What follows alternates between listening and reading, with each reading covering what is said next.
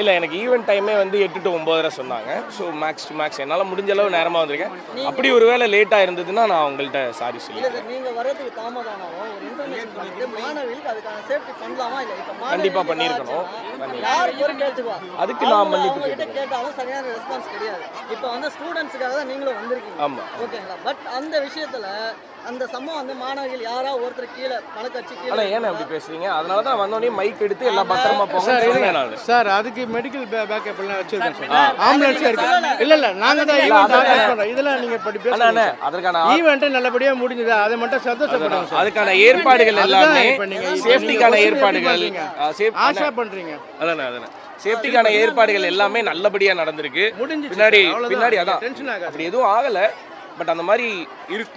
அந்த மாதிரி எதுவும் ஆகக்கூடாதுன்றதுக்கான அவங்களுக்கு தேவையான எல்லா செட்டிலும் இங்க இருந்துச்சு தான். ஆமா, அதுக்கான எல்லா பேக்கப்புமே இங்க இருந்தது இருக்கு.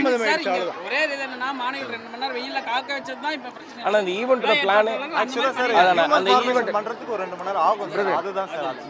நீங்க கொடுத்துறீங்களா இல்ல நான் கொடுத்துறேன். அவர் தான் பேசுறாரு. ஈவென்ட்டோட டைமிங் பிளானாவே 2.5 மணி நேரம் இருந்ததுன்னா ஹியூமன் ஃபார்மேஷன் பண்ணி முடிச்சு அந்த ஈவென்ட் நடக்கிறதுக்குன்னு ஒரு டைம் லைன் இருக்கும்ல, அந்த டைம் லைன் 2.5 மணி நேரம். அதில் வந்து நான் 1/2 மணி நேரம் இருக்கணுன்றது பிளானு. ஸோ அந்த 1/2 மணி நேரத்துக்கு நான் வந்துட்டேன்.